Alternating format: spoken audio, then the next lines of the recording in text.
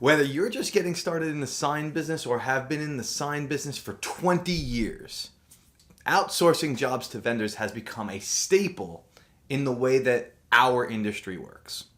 In this video, we're going to do an overview of what outsourcing actually means and what it does for you and how much you should upcharge, and then when it's time to stop outsourcing altogether and do the job in-house. So let's get into that right now.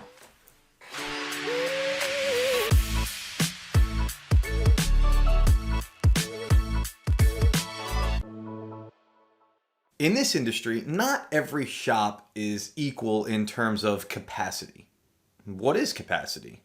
What do I mean by that? Well, if you're a vinyl shop and you're set up for interior decor and graphics and vehicle lettering and wraps, you may not have the capacity to handle metal fabrication or welding and various different types of shop work. Well, you need to outsource these items in order to complete them. Don't worry though. This is normal, and just about every shop outsources to some other sign wholesaler in some way, shape, or form. So what would be a good way to get started with outsourcing? Well, I'd say start with a unique vendor list. You can also create a vendor list inside of Shopbox, and then you can assign that vendor to the product inside of Shopbox to limit any confusion of who to contact to get that particular product completed. I know some of you are thinking, what does having a vendor list do for you exactly? Well, for starters, it's going to limit the confusion inside your shop. If you've taken the time to create a vendor list and you've placed that vendor list in a place where everyone can utilize it, can see it, then what you're saying to your team is this. This is the list of preferred vendors that I have selected to produce the best quality product at the best price and the quickest turnaround. This is just a simple way of shoring up your internal process of when an order comes in and it needs to be outsourced.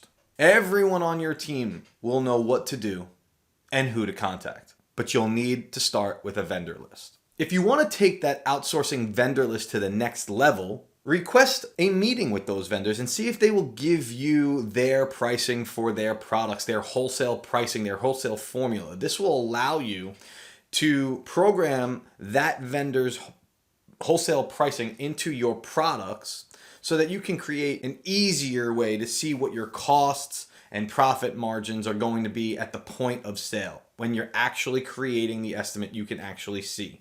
This may take a little time to do, but trust me, once it's done, you will be able to provide estimates to your clients at such a faster clip that they will be not only impressed, but they will most likely use you because you turned around that request so quickly that that's what the expectations are going to be as far as the order. Another helpful tip that you can do is request samples from each of your vendors.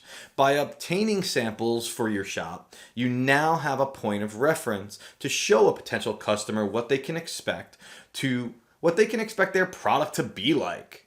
Samples help set expectations. And in almost every case, you have to live beyond the customer's expectations. So when you're programming the price into Shopbox, how much should you mark up the vendor's price? This is a very detailed question, and I'll do my best to answer it here. After polling roughly about a dozen shops, you may see anywhere from a 1.5 to a 1.8 multiplier on anything that is outsourced to a sign wholesaler for electrical signage. That's going to be your channel letters, your light boxes, and so on. When it comes to digital printing, like banners and adhesive prints, anywhere from a 3x to a 6x multiplier would be a sufficient multiplier to begin with.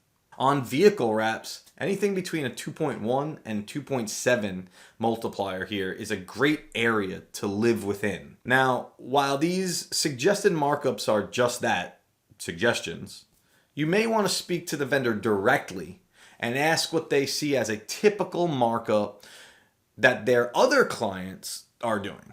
This will give you the proper gauge to where you need to be price-wise, but also if you want to triple check your prices, Don't forget that you can always contact your other sign companies in your area and do a feasibility study on prices across different shops in your local market. Many shops use outsourcing as a means to provide great quality products to their clients in a timely manner. Outsourcing allows you to work on a variety of different products at the same time. That's basically the two key main benefits. In fact, if you're a print or sign broker, you pretty much thrive off of outsourcing because you can handle more and more clients simply by outsourcing the product and the work and relying on wholesalers to provide you with the solutions for your customers. But when is it time to stop outsourcing?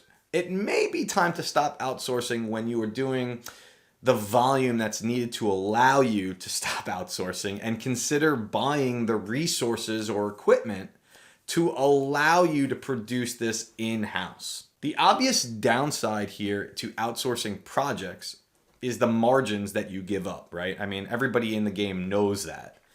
So when you reach a level of a certain volume and you decide to invest into the infrastructure that is needed to produce these projects in-house, the obvious gain is that you make up those margins that you lost by outsourcing. So take banners here, for example. Your shop may not have a wide format printer capable of doing large banners, and you've been using a great vendor for years. But now you're doing somewhere between 8 and 10 orders per day. It may be time to start thinking about getting the printer and resources necessary to start doing those projects in-house to make more profit on all of the sales that you're making per day. So take this as a complete overview of the topic of outsourcing, particularly in the sign and print business.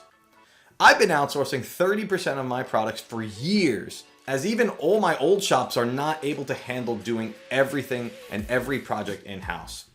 So as a gift to you guys for watching and subscribing, I'm going to leave a list of my favorite wholesale sign and print vendors in the description below. This list will help you get the best results and the best price and the best turnaround time as well. Thank you so much for watching. Please like and subscribe to this channel, and like always, everybody, stay positive out there.